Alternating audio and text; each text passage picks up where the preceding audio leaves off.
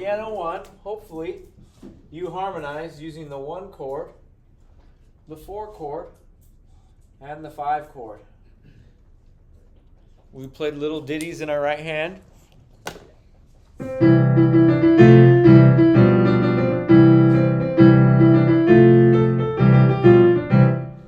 While playing the chords in our left hand. If you didn't do that in piano 1, there's a section in your book in every unit called harmonization. And you can catch yourself up by going back and doing all those harmonizations. I want to talk about where it teaches us to harmonize.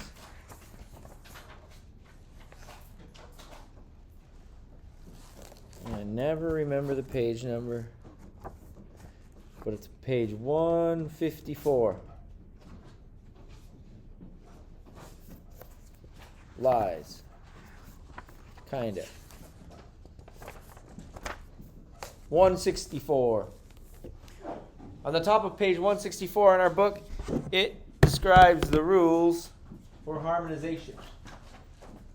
It tells us that we are going to play a tonic triad in our left hand when our right hand scale degrees are primarily 1, 3, and 5.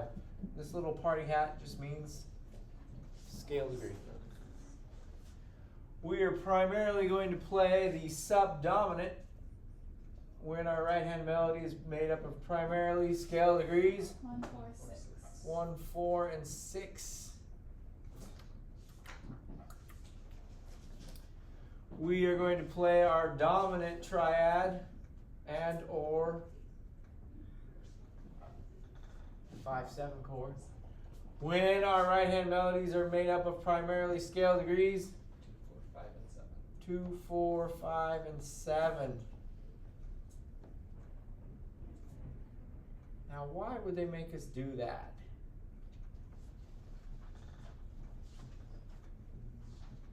So they match. This is just a little matching game. Yeah?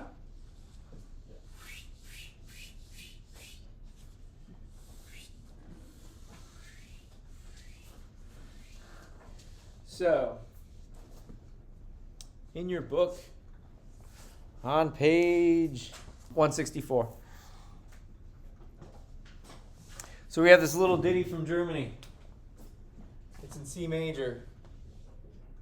We have an anacrusis. What's an anacrusis?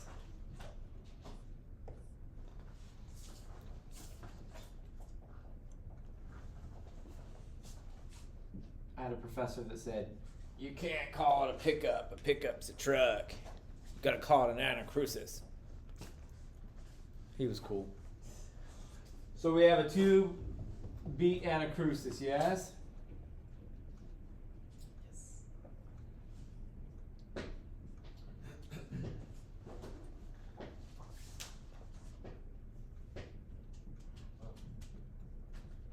Did I mess up? No, I'm all right. All right, let's go that far. So you'll notice in your book that you have a dash under the melody, and they want you to put a chord in there. Are we all right so far? What key am I in? C major. C. So I'm going to write out my musical alphabet from C to shining C. Did you see what I did there? Oh, they keep on coming. 1, 2, 3, 4, 5, 6, 7, back to 1. Okay, measure 3. Now, I'm sorry, measure 2. This measure. I have 3 notes. My chord has to take all of these notes into consideration when trying to match. So I have an E, an E, and a G. An E, an E, and a G. 3, 3, 5. Which chord am I going to play? 1. Tonic. All right, next I have an F and an F and an A. F, F, A. Which chord am I going to play? The subdominant. Next I have a G, an A, a G, and an F. 5, 5, 6, 4. Ooh, which one am I going to play? Let's see. 5, 5, 6, 4, only have 2 in common. 5, 5, 6, 4, only have 2 in common. 5, 5, 6, 4, I have 3 in common with my dominant. Okay, I have an E, which is 3, and the only chord that has a 3 in it is the tonic.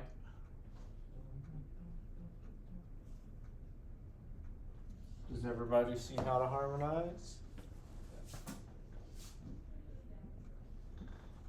So my melody is. Now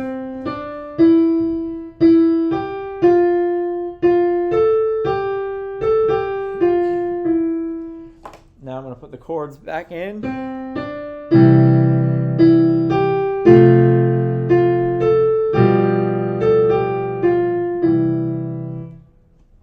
Are you with me?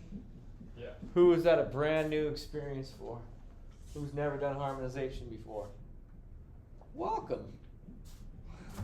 Yeah? Okay, so you might want to start back on page, what was it, 144, 145, and do some of the harmonizations.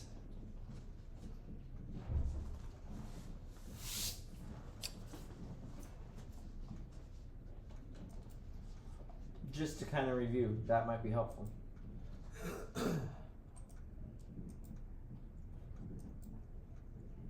Looking at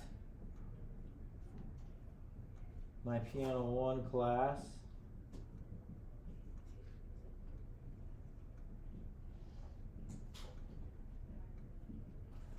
I don't see any good videos, but there's probably on my Doc Beat Piano channel. They're just hard to find. So if you want some videos, I can go back and find some. Yeah?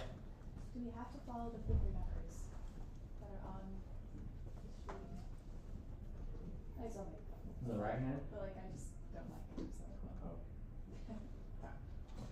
so. Okay, so hopefully you all did page 170 in Piano 1. Page 170 was the chord progression that went.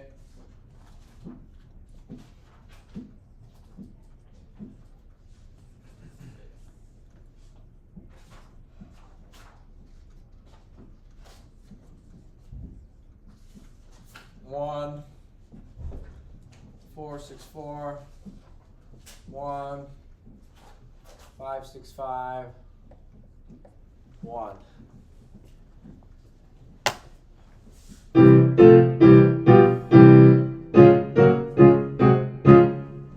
If you didn't do that, you might review page 170. I definitely have a video of me doing that in all 12 keys on Doc Beat Piano YouTube. So if you need a refresher on that, it's there. Because that's basically what we're playing in our left hand. Are we good? Sweet. Now that's all fun and good, but it's boring. So we only have 3 color choices. I like to demonstrate this with Silent Night.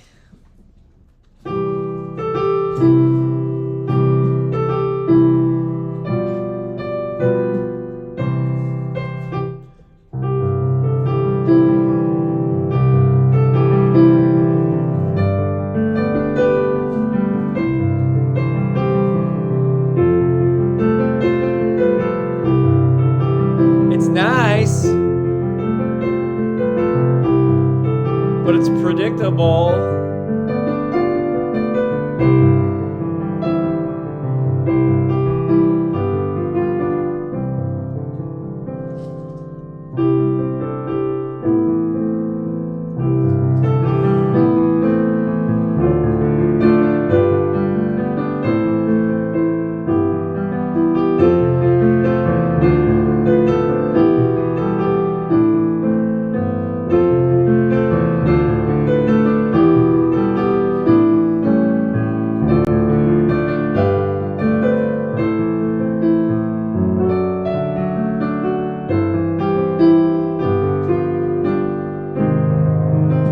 right? So you can jazz it a lot more with substitutions. Yay, substitutions.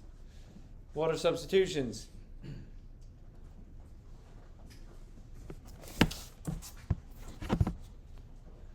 No one knows? You substitute the chord for a different chord. Yeah, so what are we going to substitute for 1? 6. 6. Good job. And you've heard this before. You get tricked with this all the time in music. Also called the deceptive cadence.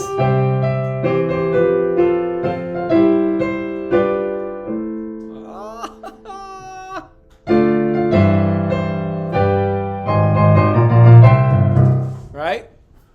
The deceptive cadence. 6 substitutes for 1. Why does 6 substitute for 1? They're similar. They are similar. How similar are they? 2 notes? They share 2 notes. Yeah. They have 2 notes in common. Good. So if we're in the bass clef here,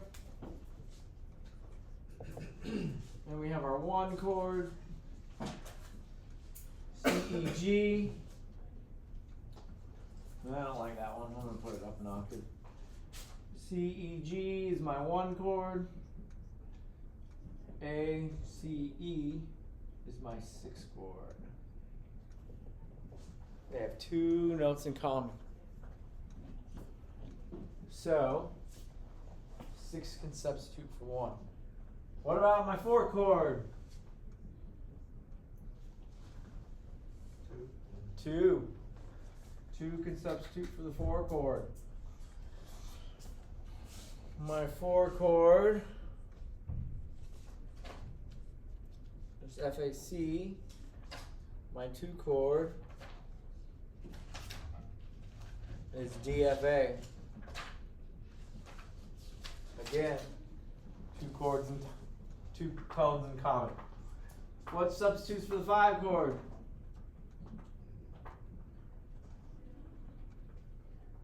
7. Ooh, good guess. And that probably is true.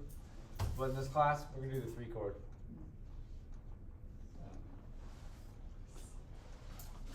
Because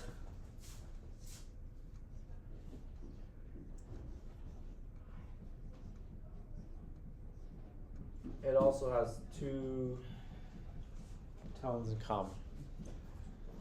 I'm going to take what you just said though. The 7 chord also has 2 tones in common. And sometimes that can happen, but we're not going to cover that in this class. Cool? So, all I'm trying to get you to do in this class is to do some harmonizations where we plug in 2 substitutions from this list. So I want you to get in a 2 and a 6, or a 6 and a 3, or a 3 and a 2 in your harmonizations. And on your pass-off sheets, I've given you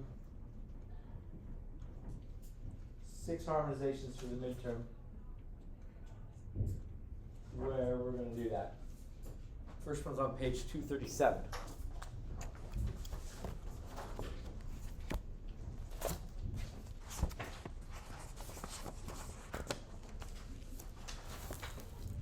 For he's a jolly good fellow.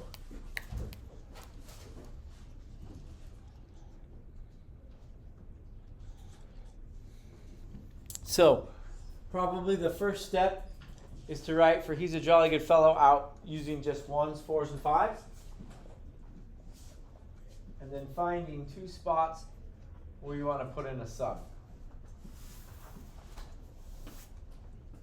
So let's have you do that for tomorrow, and then tomorrow we'll come in and put in the subs. Is that all right? Okay? Have we had enough fun with harmonization today?